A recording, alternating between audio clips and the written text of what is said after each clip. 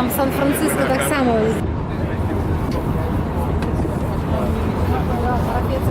Да, марафет закінчився.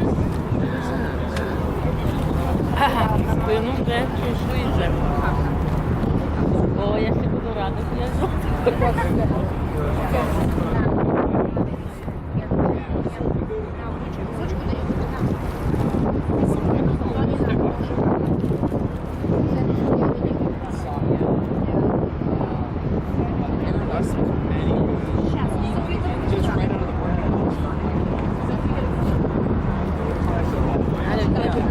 А у нас даже такой корабль, как мы плыли, большой. Угу.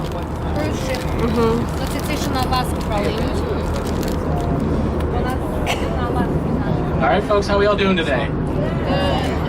Well, that's pretty good. But let me remind you, it's Friday afternoon in Seattle. You guys are out on boat. I mentioned we are in Seattle and it's not currently raining. One more time, how you guys doing? There we go, that's a little better. As Captain mentioned, my name is Lars. I'll be your tour guide and narrator for the next 2 hours, or at least the better part of the next 2 hours as we cruise from here on the central waterfront downtown Seattle, out through the salt water, through Elliott Bay, Puget Sound, eventually to Shell Bay, into the Ballard Locks, where we'll raise up to the lake level, get on that fresh water, and then head on through the Lake Washington Ship Canal, eventually to South Lake Union, where we'll end our tour today. But along the way, we have all sorts of really cool stuff to see. A little bit about myself real quick. Grew up just across the way over on Bainbridge Island. It's my fourth year here at Argosy Cruises. Do merry-go-round and arcade within there. And also a new attraction called Wings Over Washington. It's kind of like that Soarin' California ride at California Adventure, if you guys are familiar with that. It's like a virtual flying experience where you're basically strapped into something. From there, you basically like I said, a virtual flying experience that takes you from out in the Pacific Ocean, mountain ranges, west here in Seattle, to eastern Washington as well. So you really get to see our entire state in about 10 minutes or so. Now in between these two piers off to our right, we have a big empty space. This is the old Schwab. Everybody say the Norwegian Bliss has left out of here a few times this summer. I don't know if you guys have seen it featured on the news or in magazines or whatever, but it's the largest cruise ship that'll visit us here on the West Coast. It's holds just under 5,000 passengers, 2,100 crew.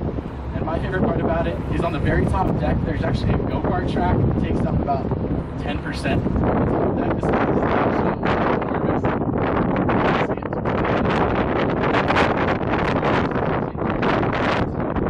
Each one of these cruise ships that comes in here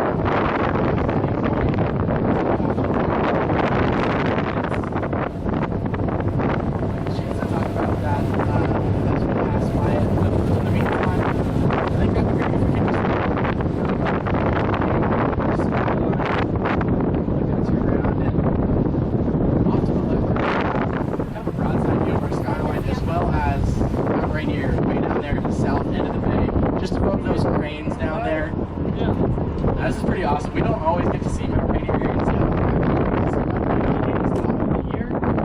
Usually cranes in our way. So you guys are going to push me today. We're going to just talk about our mountains and whatnot. Just a few minutes. Buildings real quick.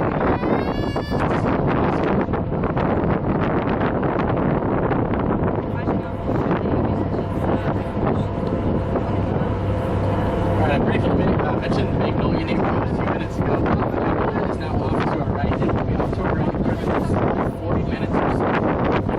Huge sound was actually carved out by the Vashon Glacier about 10,000 years ago. That's like a nice ocean water flow down through this body of water. 292 islands that are within it.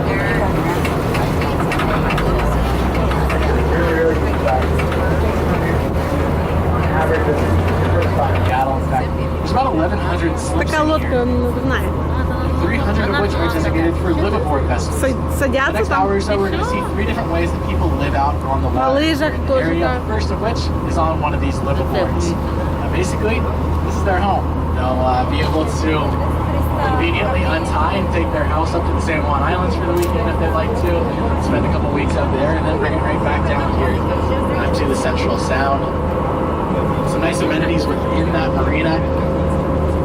A little bit less luxurious maybe than the LEV marina we saw earlier, but there's still laundry facilities and a little general store as well. So they don't necessarily have to go too far if they just need the essentials. Yeah, that cruise ship there is definitely the smallest one we'll really see here in the area. This one primarily leaves out of here and then we'll head to all sorts of different places around Puget Sound, and it goes Port Townsend, Paulsbo, and a few other stops along the way. And people, it's just same principle. You come on here, and that's where you'll be for about a week, 5 days to a week or so, and just kind of a nice way to check out all the little cool towns around here in the Sound. Red buoys on the right side of the boat as you return from sea. Right now, we're technically returning from sea, so that's why you'll see those green buoys. Then off to the left of the boat. Kind of an iconic restaurant here in the Seattle area, just off to our left. That's Ray's Boathouse. Ray's actually has 2 different dining experiences, I would say. One level is more of a formal dining experience. We can go in and have a really nice meal, dress up a little bit nicer, spend a little bit more money. Maybe a place will go for a nice birthday or anniversary. Whereas the other level is more of a casual dining experience. You can go in your shorts and flip-flops and t-shirt, enjoy a slightly lower priced meal, but equally tasty from the same exact kitchen. There below the American flag outside of that house. We have the East Coast of the United States represented on the east side of Shell Bay. And we have the West Coast represented off to the other side. Look at the top row of houses. You might be able to see kind of a tan house with a brown roof at the very top up there. Пальмы какие, красота пальмы. Пальмы там. There's kind of a reddish colored building. Видишь, где лодка? Вот как во Флориде лодка, видишь? На подушке нас To get on the top row of houses, you might be able to see a Space Needle up there in the yard. And it's kind of tough to see. Honestly, the only reason I know it's there is because that's where my cousins live. That house has changed hands quite a few times, but this Space Needle was actually built when the original one was built back in 1960. Это домики на воде, которые. Fortunately, you can't climb inside of it, you can't climb all the way up to it. Just wanted to point out a few national landmarks as we cruise here in Shell Bay, heading into the locks. But at this time, I'm going to hop off the microphone, pass it over to Captain Greg. He'll tell you about the locks and how they all work. And then once we get over to the freshwater, I'll get back on the microphone to tell you about some of the things we'll see over on that side. In the meantime, enjoy Ballard Locks. All right, thanks, Lars. Hope everybody's enjoying the cruise so far. And as Lars mentioned, Lars is the deckhand, and I'm just now getting a radio call from the locks, so we're going to head right on in. As we come up on it now, you'll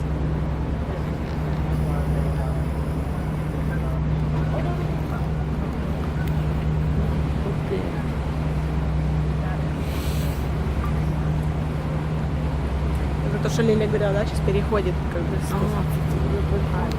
Смотри, сколько уток там, видишь? Видел? Да.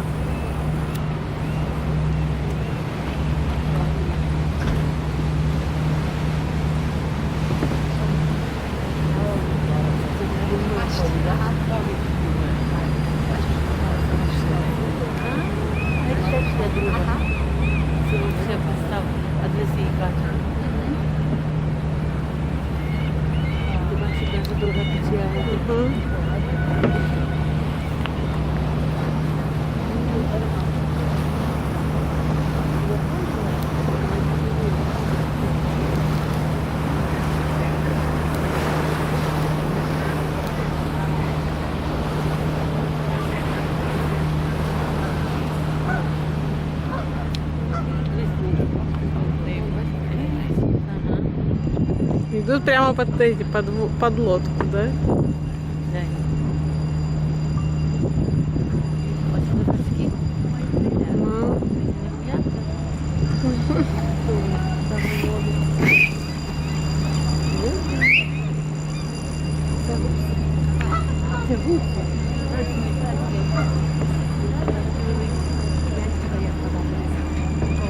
Ага.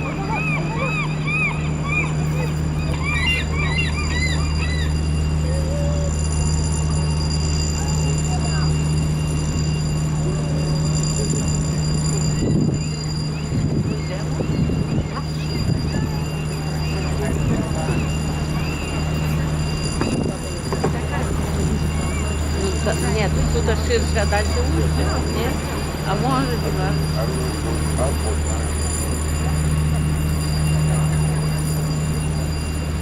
Це туди?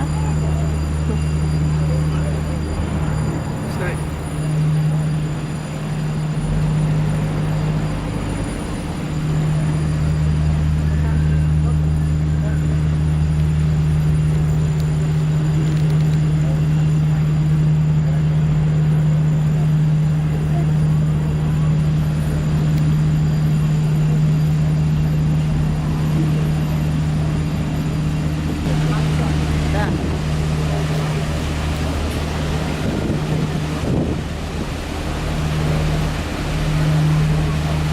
Ага, він у нас летав.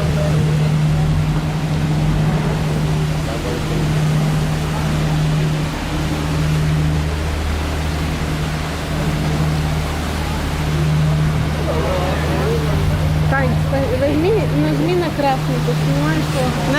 Поснимай видео. Поснимай.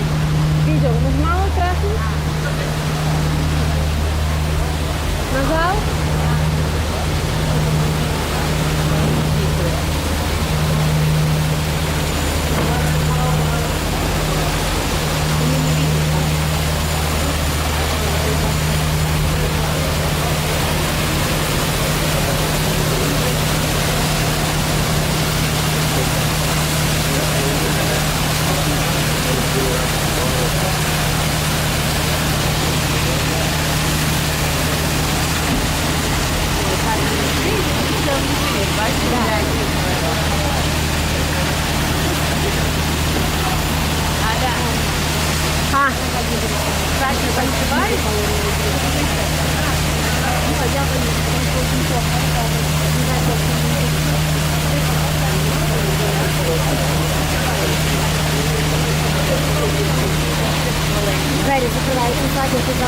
А, The small locks are also commonly referred to as the auxiliary locks, just much quicker and uses less water to get to the fresh water.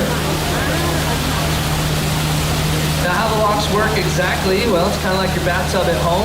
Once you get inside, you plug the bathtub and you start adding water. How they do that inside the locks? Well, once we got inside and the gates closed behind us, they open a series of valves on the freshwater side there in front of us, which will slowly fill the chamber with fresh water. Once we're lifted up and equalized to the freshwater level,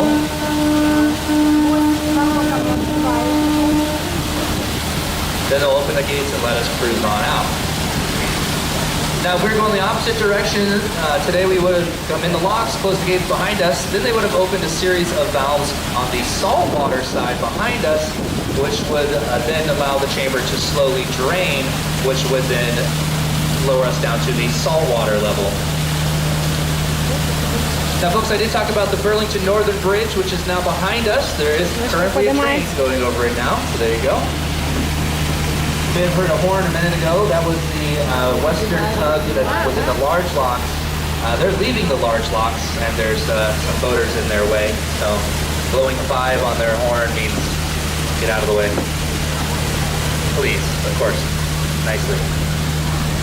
Now, folks, as we get lifted up to the freshwater level, the Lake Washington Ship Canal there in front of us is 11 feet on average above sea level. So even at a high tide, we're going to get an 11-foot lift.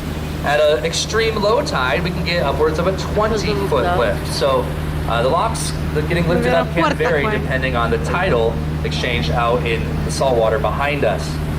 We do see some pretty extreme tides certain times of the year. and between 15 to 20 feet certain times of the day. Now that we're getting lifted up here, you're starting to see a little bit more. If you look off to the left-hand side, you'll see the large locks. The large locks are over 800 feet long and 80 feet wide. When the locks were being constructed between 1911 and 1917, they were building the large locks to accommodate for the largest ship at the time, which was the Lusitania. They were hoping it would make a voyage through our locking system. This is different from the Panama Canal, which charges quite a lot to go through. That's because there used to be a navigable body of water here before the locks were here, so it was previously free before these locks were put in. The Panama Canal can charge whatever they want because there used to be a navigable channel there. Also,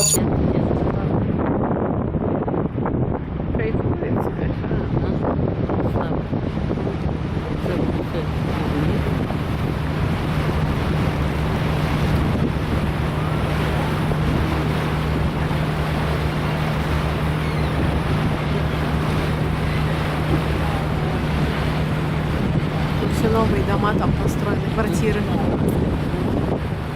Что там? А даже украинские корабль.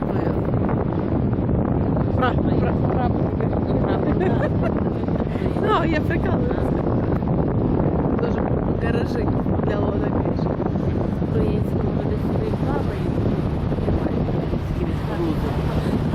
Water, and that's where we are right now. We're in the Lake Washington Ship Canal, and in east towards Lake Union. And what we have here is actually Salmon Bay. Salmon Bay is called such because supposedly, way back when, salmon were so thick throughout here you could walk across their backs from one side to the other. Can't necessarily do that. If you guys aren't familiar with the show The Ascension, you may have noticed that many of those vessels have their wheelhouse or the pilot house near the stern of the vessel. That's for a couple different reasons, but most importantly, this is a very deadly job, of course, and there's a lot of moving pieces going on. And so by putting the pilot house on the stern, the captain's not only able to maneuver the vessel safely, but he's also able to kind of oversee the whole operation. You see his lines and pots flying around all over the boat. It's kind of like a big orchestra that the captain is well known as the Cowbridge for the most part. Have their wheelhouse on the stern. For most of the other vessels, these trawlers and whatnot, they're on the back. Now these trawlers, you can see big A-frames on the back of them. How this works is from those A-frames, from fish sticks to imitation crab meat, McDonald's fish fillets, of course. A lot of those pass through Seattle. Pollock really used to be thought of as kind of a garbage fish, fish that was caught quite frequently, but they didn't really know what to do with it. They didn't have anything to do with it because it would spoil so easily. We'll see in just a few minutes. These are usually $200,000 range. Like I said, they don't have to pay property taxes, but they do pay mortgage fees. Once we get to see our bridge, you'll find that big concrete troll with its hand crushing down a big Volkswagen Bug. And this is actually put here because there was a lot of crime going on underneath this bridge for years and years here in Seattle. And the city of Seattle decided they were going to create a piece of artwork that would attract a lot of tourists and other people to come in and look at it. And hopefully these criminals would move out and disperse, and that's exactly what happened. So many people come throughout here, but it's really cleaned up that area at the north end of the bridge.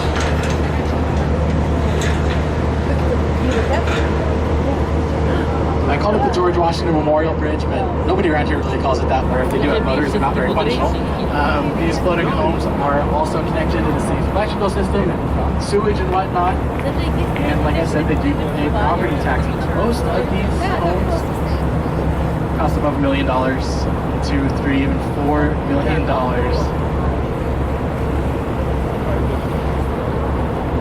Now this wasn't always the case. This actually used to be a really cheap, inexpensive way to live out here for seasonal workers that would come here to Seattle. They would literally just tie up a bunch of logs and build shacks right on top of them. And at one point there were actually 2,000 floating homes here in Lake Union, none of which were connected to the city's sewage system. So all that sewage was getting dumped right down into the lake, making Lake Union It's not the most pleasant place to go for a Мы swim. уже возвращаемся. Back in 1962, the World's Fair was coming here to Seattle, and the city decided we gotta clean up Lake Union somehow. They decided they were gonna cut down the number of photo cones out here from 2,000 to 500. Got rid of the homes in quite a few different ways. One of which was they took a bunch of them out into the middle of the lake and actually burned them down. Or they probably stayed at night on them. Какой разноцветный домик там есть? I mentioned we get to see the Yeah, and Seattle it's floating what, home, see and we can see it right now. Это Just прямо off to the город right, at Слава, about 2 o'clock куда? position, you'll see Квартира, вон сверху, kind of смотри, на ляпасы. beige home with a brown Pumpkin roof. 5 news. A couple Yeah, different yeah, I white saw that. saddles on either side of it. And some benches out there on the front, and a triangular roof as well. This is the home that we used for the exterior shots of Sleepless in Seattle, that 1993 movie, of course, starring Tom Hanks and Meg Ryan. This around the city give me a full 360-degree view as you would sit down and eat dinner. And just above that, you'll find more of an observation deck with telescopes and whatnot that you can look out into the greater Seattle area. And this big remodel that they did was called the Space Lift. It's basically like a facelift for the Space Needle. They added glass floors, glass tables, and benches and whatnot. Just increased the overall visibility out of the needle. A Space Needle,